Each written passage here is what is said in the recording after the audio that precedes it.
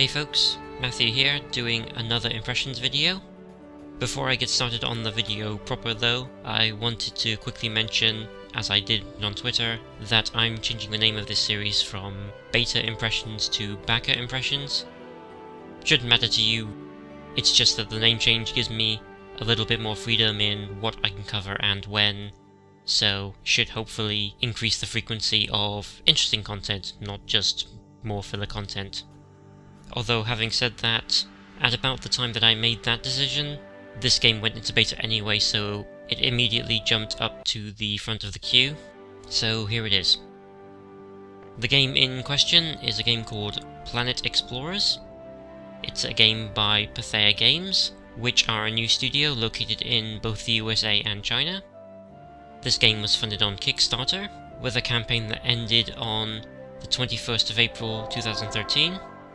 The campaign raised $137,765 of the $100,000 goal, between 4,550 backers, of which I was one. For the purposes of this video, I'm focusing on the story mode, looking briefly at the other modes that are available. In the case of the adventure mode, what little I tried of it seems to be more of the same, mechanically. Presumably there are fewer story constraints on what you can do and when. I could be wrong about that, but it seems a reasonable assumption, so I'm going to run with it. Speaking of the story mode, I've only played a couple of hours so far, so I can't really say much about the story overall.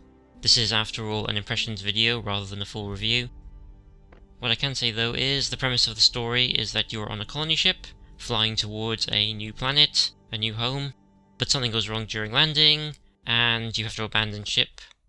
When you wake up on this new planet, you have to try and get yourself together and survive this strange new world.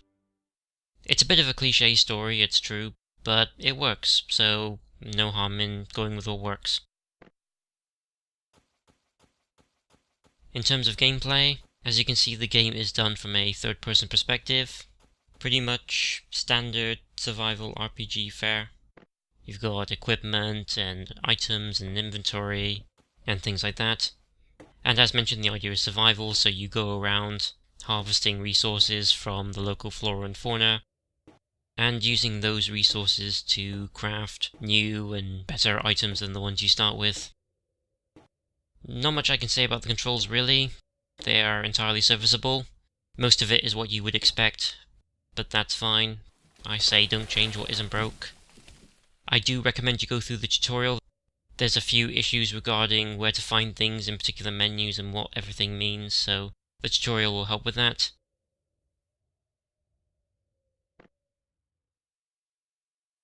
You can also customize your character. It's not an infinitely adjustable character creator, but it does allow for a fair bit of variety. I have two main complaints about it though. The first is that the buttons on the side need to be clearer. The first time I tried it, I completely glossed over them. I couldn't find them at all, so they need to have more contrast with the background. The second issue I have is, Pathea, if you're watching this, please stop the character moving while we're trying to create them. It's really hard to keep an eye on what it is we're adjusting if the character's moving their head all the time. You can see here on the screen the sort of thing I'm talking about. So, Pathea, please get on that.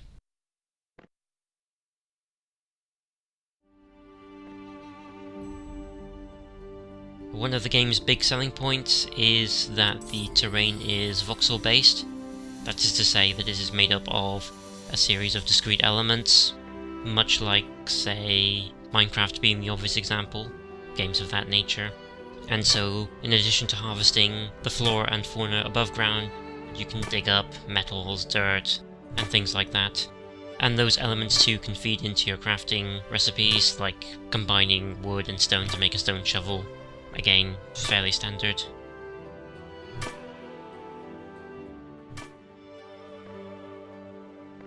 One of the advantages of this voxel-based terrain is that, much like the aforementioned Minecraft, when you dig up voxels of material, they are placed in your inventory, and as an alternative to using them in your crafting, you can place them on the ground in various configurations, allowing you to potentially build some complicated structures like houses for your character and things of that nature.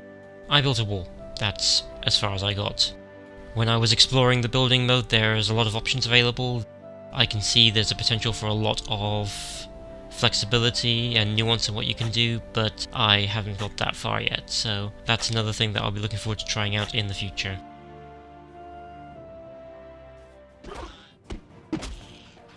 In terms of gameplay, there are a few things I have some issues with. The combat is the first one. Basically, I found my character takes forever to swing their weapon, and so it's not wholly clear necessarily if you'll hit anything or what you'll hit if you do hit something.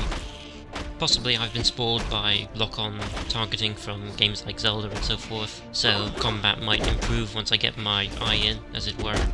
But possibly the attack command could be a little more responsive. I don't know, something to tweak maybe.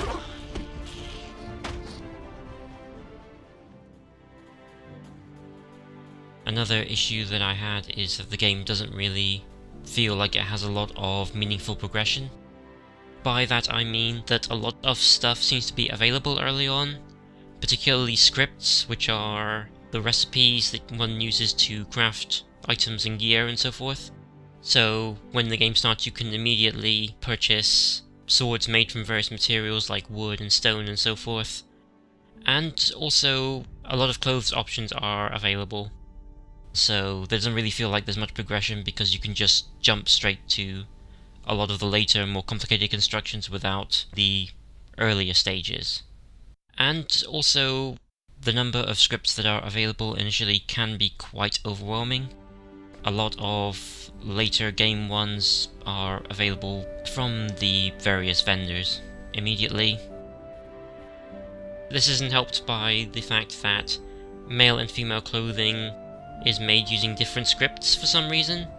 I guess because they're assigned to different item IDs, so this could possibly be tweaked by streamlining the scripts.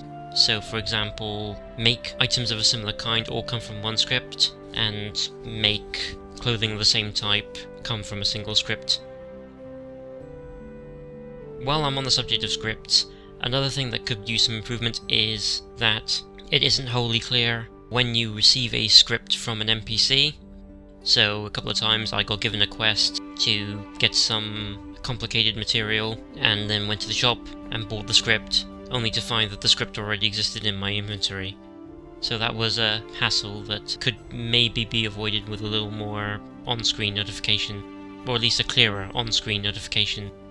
I did notice that there is one present, but it's one you don't necessarily look at immediately.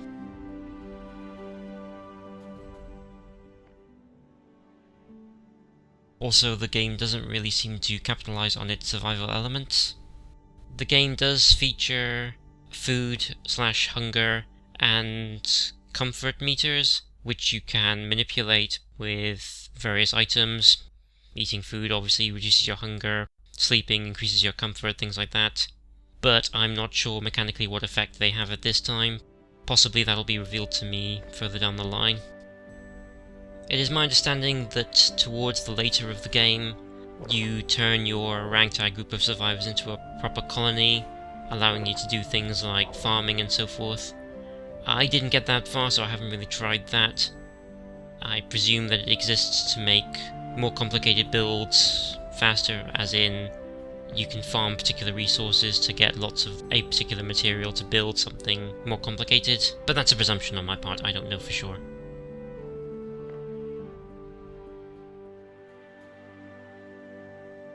As I said before, scripts can be purchased from various vendors across the planet. Certainly in your initial group there's a couple of vendors that provide quite a few different options. One positive that I do have is that the currency used in this game is meat, as in edible meat, which makes sense.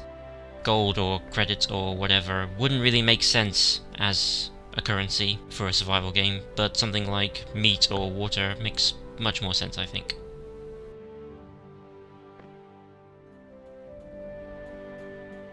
Talking about the graphics of the game, I quite like the style, it has to be said.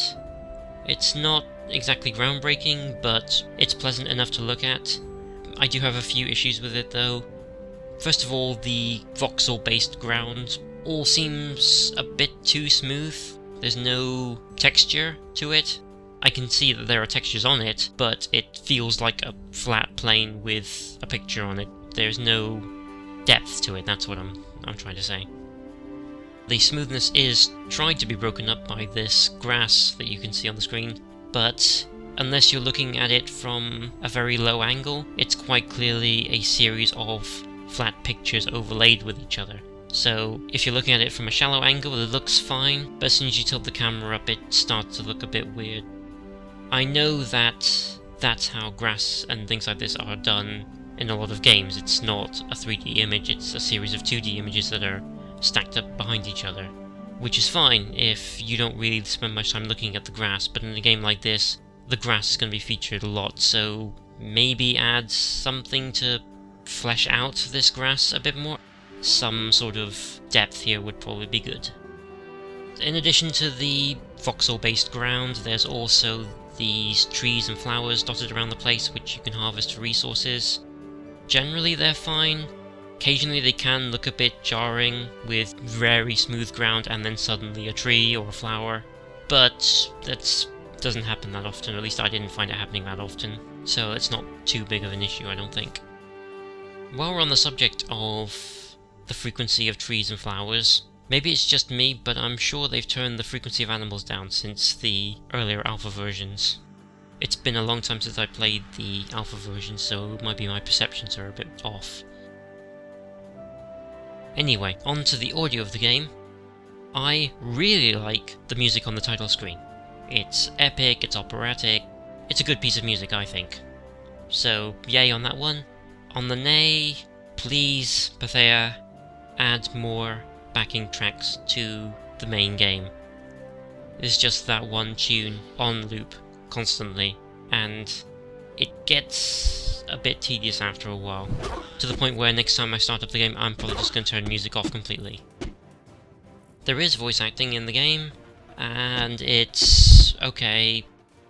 Some lines are voiced, some aren't. I hope that they add in the missing lines later, because it's a bit jarring to have an opening of a conversation voiced and then other bits of it not. But I know they're still working on stuff, so maybe that'll come later. This does face the problem of, if the player's name gets mentioned in the NPC's dialogue, the written dialogue that is, the voice actor can't say it, so that can be a little bit jarring, at least for me. I'm not a fan of when there's a difference between what's written and what's said. It doesn't really matter in the long run, it's a personal preference of mine.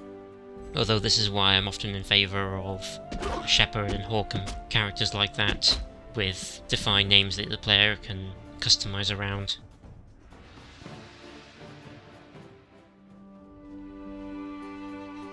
I did try the adventure mode, briefly. As I suggested before, it seemed like more of the same. The contrivance in that case seeming to be that you are part of a later wave of explorers, so things have settled down a little bit, there's a few more established settlements, but otherwise mechanically it seems fairly similar to the story mode.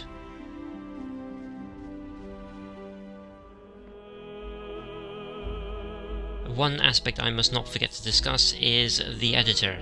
Now I really like this feature, this idea. This is kind of the game's, one of the game's big selling points.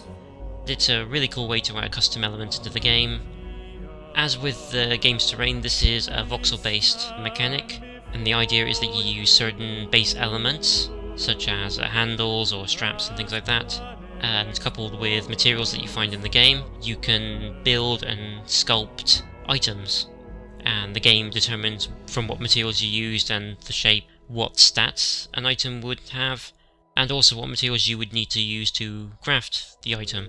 And the idea is then that you can build this custom sword or shield or gun and import it into your game, or indeed you can export them and share them with other people.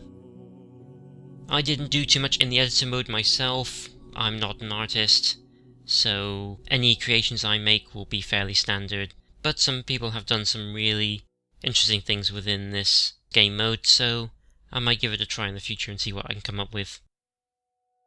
On screen now you should see a couple of examples I found from Planet Explorer's isos.com. ISOs in this case being the name of the item file, not to be confused with the DVD image.